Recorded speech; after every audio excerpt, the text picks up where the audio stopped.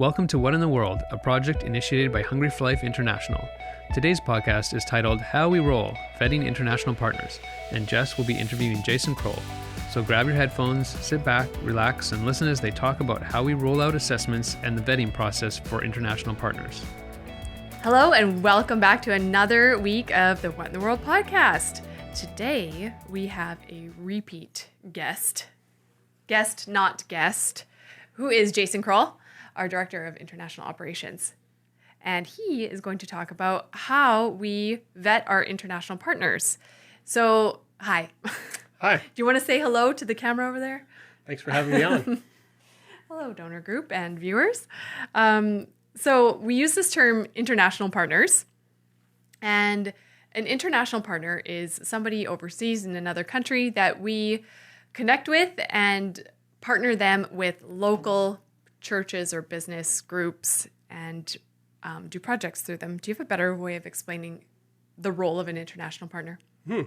Our international partners are essentially our agents on the ground, our contractors perfect. who are on the ground. Yeah. And we'll be talking about this a little bit later on, but essentially they're the way that that our donors are able to give to projects that we can issue tax receipts for, and they're ultimately the ones who are implementing the projects on the ground through a consultation process with our project managers. Right.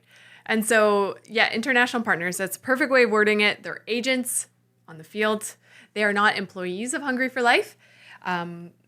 So we're going to get into this, but we'll talk about how we find these international partners. But first, let's talk about the countries that we work in. So I don't even know the updated number. Can you tell us how many countries we currently work in? Yeah, so 14 going on 15.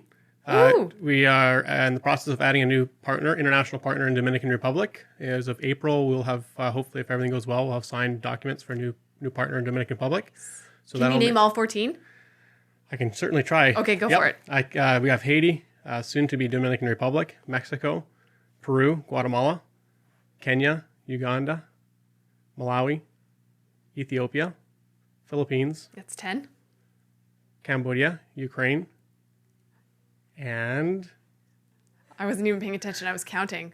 12 out of 14 is pretty good. Yes. Jason has a lot on his plate. He oversees all of them. So we'll give him A- on that. Okay, so the next question, how do we find countries to work in? Yeah, that's a good question. It's a loaded question. Ultimately, with Hungry for Life, our mission and vision is to serve those who are most in need, is to work with the most vulnerable people around the world.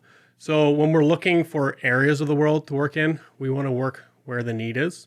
We want to partner with ministries who are on the ground, or pastors, or international partners who are on the ground, working in the community. And countries, as everyone knows, working in a country can be very different geographically and needs-based across the country. So the difference of having a partner who's working in the capital city versus further out in the more remote areas will also help dictate if this is the right fit. Right. Yes, and also sometimes church groups or other groups that we have connections with will come to us and say, hey, we know so-and-so in Uganda. Can you just like run some money for us? And we're like, no, maybe not like that. So how does that work if like a church group comes to us and they have somebody, but they need help facilitating that? How does that work? Yeah, we like to say we're full service in our delivery method of how we work with churches and groups. So we're not there simply to channel funds, to flow funds through. We're there to walk through a church with that whole process of partnering with another international ministry, of being involved through sending teams, through raising funds for projects. And so, yeah, we want to have that complete involvement. If we're in a position capacity-wise that we're looking for more countries, it doesn't happen very often, but in the past it has happened that we had a church that was looking to get involved in the Dominican Republic. As we were talking about previously, the security situation in Haiti is such that it's been challenging for teams to be able to travel there.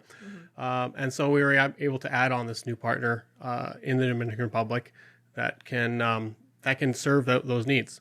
We use the term care and control of finances. So what exactly does that mean? And like, how much care and control does Hungry for Life need to be accountable to CRA? Or, Yeah. So our international partners are ultimately our agents on the ground. So that meets the requirements of Revenue Canada for us to show care and control. When we send funds, there's certain documents, and we'll talk about that later, of things that we need back from the international partner when we send funds. You're correct. We can't be a funnel for money. We can't just simply send money from a donor overseas and hope that it gets spent accordingly. Revenue Canada sees us as the ones who are in control of the funds and need to make sure that those funds are implemented and spent in the way that that we've said they were. Having said that, we like to give ownership of our projects, and that's a bit of the challenge that we see. We want to empower our local churches and groups that are involved to take ownership of the projects that they are supporting. We want to see that buy-in. We want to see them get excited and passionate about the projects that they're involved in. And so we say to them, you know what, this is not our project. This is your project that you're fundraising for. So that's something that we say to them to give, to motivate them to give ownership, not from a CRA perspective and not from a financial perspective, but more from a project ownership. We also say the same thing to our international partners. We want to make sure that these are projects that our international partners are passionate about. These are priorities for them.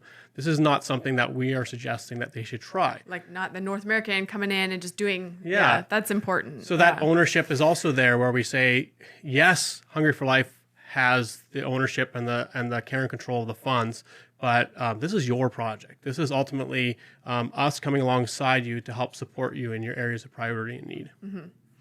So what is the criteria when you're assessing a field partner, international partner? What do you look for? Yeah.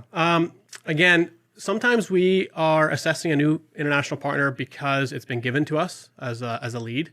Like we said before, we might be in a position where we're looking for more partners. And so through the word of mouth chain, we are looking for new leads, or it's been given to us by another church or group.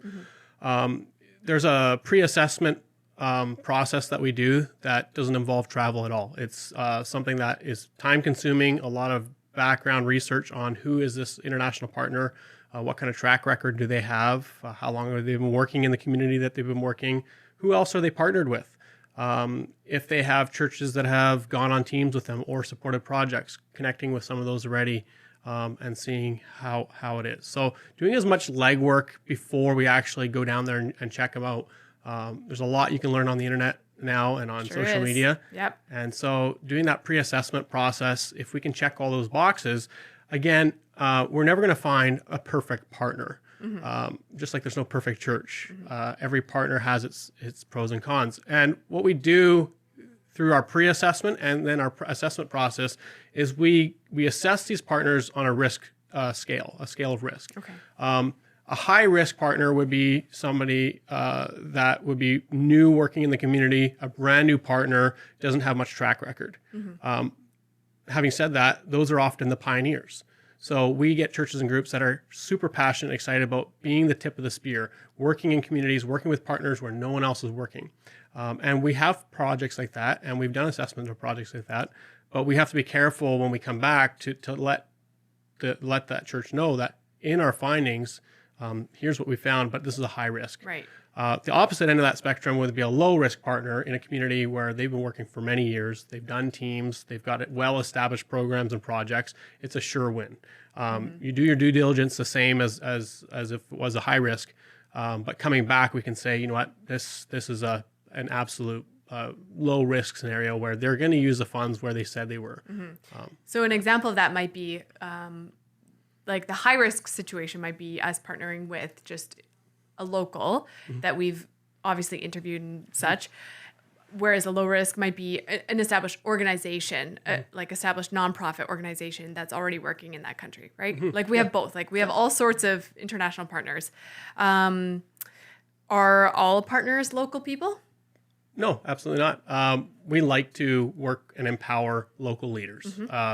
We are about that.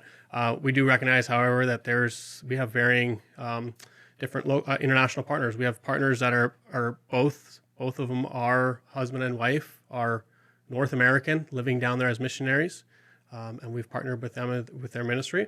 We have others where it's an Indigenous pastor who we're working with that has no Western backing or influence. So no, there's not. We don't just have one or the other. But ultimately, what we're looking for when we're doing that assessment is capacity and ability to be able to implement projects. So we find great ministries and organizations. I've been involved in a number of assessments. Some of them have gone well, some of them not so well. But we're ultimately looking for, what are they doing right now currently? What kind of things are they involved in? What have they been involved in? What are some of their past projects, their failures, their accomplishments? And take a look at some of that. You're basically doing a SWOT analysis on the international partner. Yeah, and then moving forward from their past track record, some of the things they've done, some of the current projects, what they're doing, looking at that pretty closely is now looking forward and helping them walk through what does the next 3 to 5 years look like. From that, our project managers will develop a community development plan to look at these priorities and these needs that the international partner has deemed as essential, and then develop that as a 3 to 5 year community development plan. That's all. Sorry, I was going to say that's all fine and dandy for them to have all those dreams, but if they don't have the capacity to implement those, that's the other side of the coin.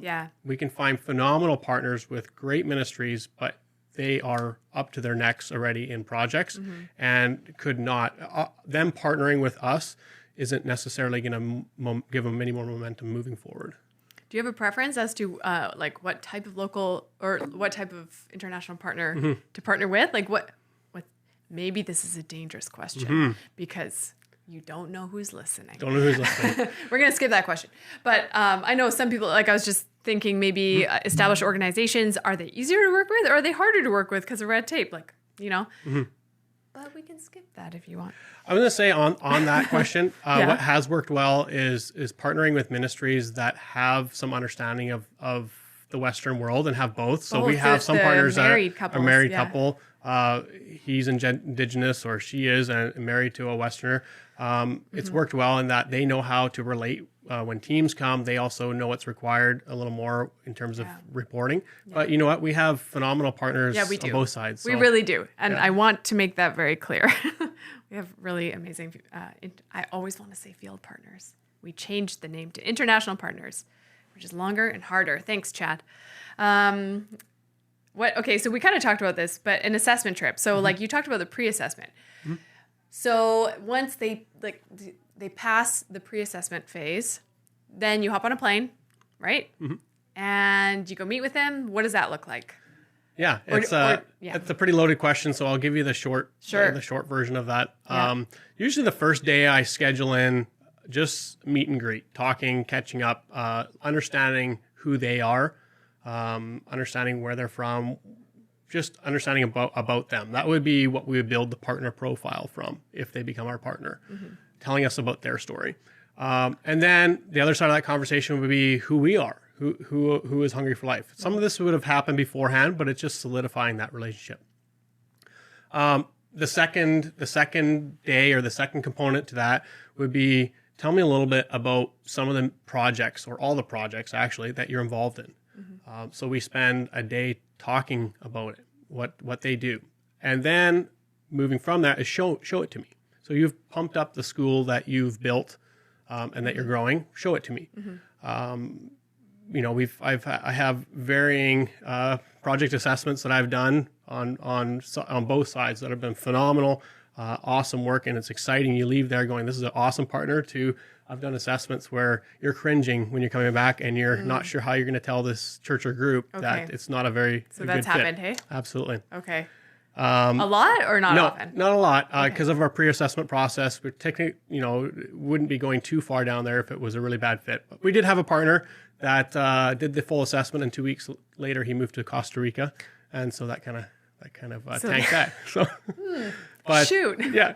Okay. But back to just getting that proof of concept. So show us some of the projects that you are doing now and going to look at it. And that's where we really start diving into it. So we look at the school, we find out about how is the school funded?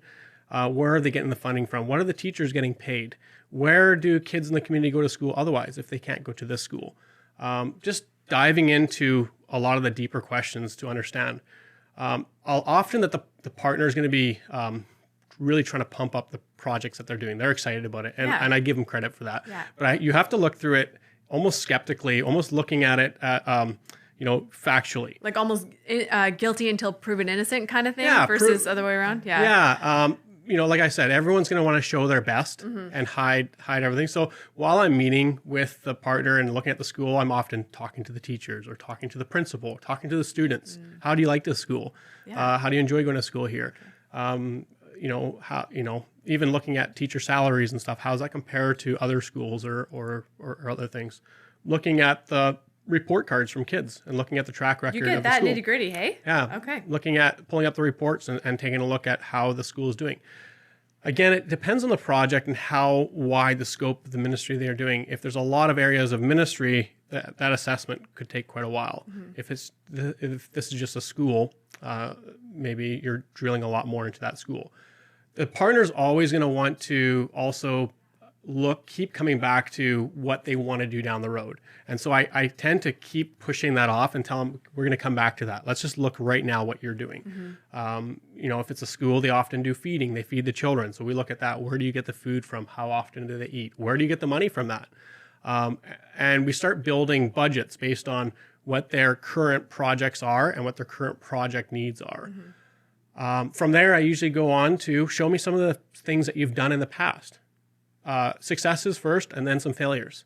So they show me a well that they drilled that is no longer working. Okay. Why isn't it working? And we go through some of those things. What have you learned from that? Is that not a project priority for you anymore? Okay. Why are you not drilling wells anymore? Looking at some of the successes, agriculture that they may have been doing to support the school. What's worked well? How is that working for you? Why, if this is a past project, why are you not continuing to do it? It's often due to funding. Yeah. And so from that, we're kind of building a lens of here's who this partner is, here's what they're doing, here's some of the current opportunities and the budgets for that, and then moving into the last stage of the assessment, which is what are some of your dreams? What are some of the priorities and things moving forward? Some of partners, they've never thought of that. It's very organic for them. They didn't think of ever starting a university. Right. They kind of started a small ministry and it slowly They're thinking grew. about tomorrow. Yes. So helping them think through some of the dreams, some of the goals, some of the things they feel God calling them to, and that's more of a consultation with them. Other ministries, they've got it all figured out. They know exactly where they want to go and what they want to do, and that makes it easy. They just need partners. Yeah. They just need funding and partners for that. Right. But helping them just look at that, and sometimes that can be very critical too, because I've had partners that want to build or quick to want to build a medical clinic. And as you start talking through with them, how are you going to staff this medical clinic? Where are you going to get the operational costs for? What kinds of illnesses are you primarily seeing? And so one example in northern Haiti, it was primarily waterborne diseases that they were seeing. And so helping with providing concrete floors in homes and helping with providing clean drinking water would be able to eliminate almost 60% of the cases that they would see. Right. So they were not as quick to want to build a medical clinic after they learned that. Yeah.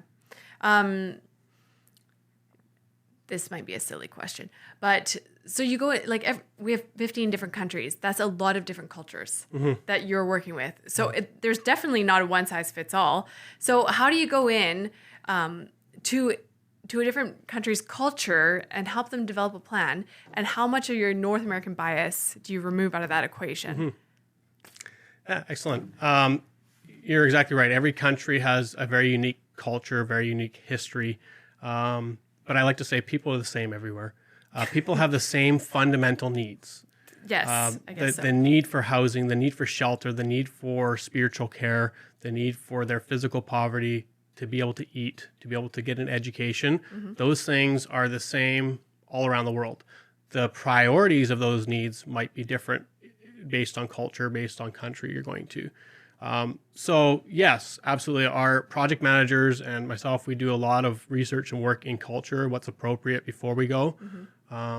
Looking at the history of the country. If this is a new country, we build a country profile first and the cultural profile to look at why is this country the way it is and try to help understand that. But then when meeting with that partner, it's it doesn't matter what culture it is. It's about listening to them first. It's not about coming to them with our solutions or our ideas. So there's a lot of times I need to bite my tongue. A lot of times I need to hold myself back because I can see a solution, but it's not my place, especially not in this assessment process to offer a solution. Doesn't mean that we can't help suggest ideas and help think through things. But in this assessment, it's really listening to them and giving them the floor to help explain who they are, why they're doing what they're doing, what their projects are, and what kind of opportunities there might be for churches to engage. It's a really good way to even break down barriers and build relationship with them too. Just sit and listen, right? Yeah. What are some red flags? Lots of red flags. What are like the top ones that kind of come up a lot? I do something, and I don't know if this is like giving the cat out of the bag. I do something a little bit sneaky. Don't give our secrets away. Yeah, when I'm on the field, is I'll test the partners or potential partners. Something as simple as giving them some cash to go buy something. Okay. For me or for the project, going down and paying for a little feeding program for the day, and seeing what they do with it. Okay. Do I get receipts back? Do I get the full amount in receipts? Is this receipt a little handwritten thing that they've given? Maybe that's all that's available. Or is this actually an invoice from the local vendor who they purchased the food from? How quick are they to provide, reporting on this photo or show it to me? Show me where the feeding is. So testing them out to see how well they handle that. So red flags, yes, I've had it before where you give money and the end of the trip comes and that money still hasn't been spent, and we can go down a track that is not really good that way. Right.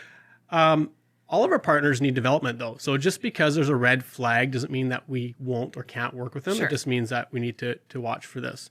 The other red flag is a lot of times our potential international partners are looking for money. They're looking for funds. They're looking for people to come down with money. And that's not how we operate either. We don't just provide funds. We want relationship. We want to have a long-term partnership. And while that's exciting for them, if they're continually just trying to sell a project and just sell to try to get funds, we're going, you know what, as an organization, we don't have money.